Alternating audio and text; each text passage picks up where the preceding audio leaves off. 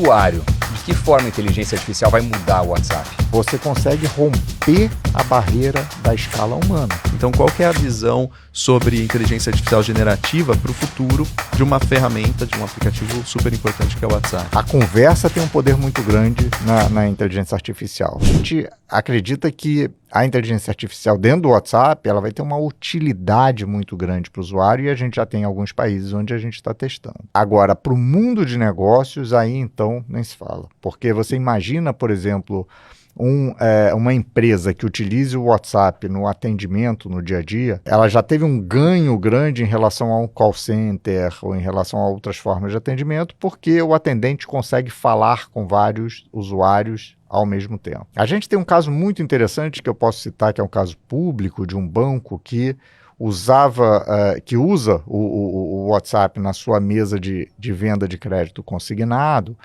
e tinha uma performance muito boa, mas quando eles colocaram inteligência artificial, a performance mais do que dobrou. E a satisfação do cliente aumentou 3 a 4 vezes. Porque os atendentes não tinham tempo para ler as mensagens que os usuários enviavam. Então, o que ele fazia? Ele era muito pragmático. Ele olhava o ponto de interrogação, andava algumas palavras para trás e respondia aquilo ali. Mas, às vezes, a pergunta não era, né, a expressão completa do que era o contexto todo. E aí, eles colocaram a inteligência artificial para ler a pergunta toda do cliente e aí sim sugerir 2 possíveis respostas. Qual foi o resultado disso? Além de um incremento muito grande nas conversões, nas vendas, a reação dos usuários foi interessantíssima. Vários usuários falavam coisas do tipo: finalmente agora eu sinto que eu estou falando com um ser humano. Porque antes eu falava com um robô. Né? Por quê? Porque a resposta é uma resposta muito mais elaborada, num português correto.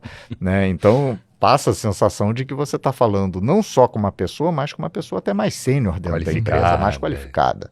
Então, assim, o grau de personalização é fantástico. Então, o poder disso para uma empresa é muito grande. À medida em que a inteligência artificial vai ficando melhor, você vai confiando mais nela. E você provavelmente vai ter uma melhora muito grande no atendimento das empresas como um todo. E a inteligência artificial generativa, ela envolve o poder computacional e envolve também dados para você poder treinar, para você poder utilizar. E isso daí me relaciona com um assunto bastante interessante, que é o poder das Big Techs, né? Porque se você olhar, por exemplo, diferentemente do que aconteceu na bolha das .com, e aí uma leitura que eu tenho, na bolha das .com, o que aconteceu é que entrou um monte de novas empresas, que a Amazon e tudo mais, que roubou participação de outras empresas, e antes essas eram menores, as digitais cresceram. Hoje se especula muito que com a inteligência artificial generativa e com o poder hoje de dados e poder computacional envolvido em empresas como a NVIDIA, como o Microsoft, como o Google, como o Meta, como a Amazon, todas elas que dominam esse ecossistema, é muito difícil haver pelo menos num curto, médio prazo, essa mudança.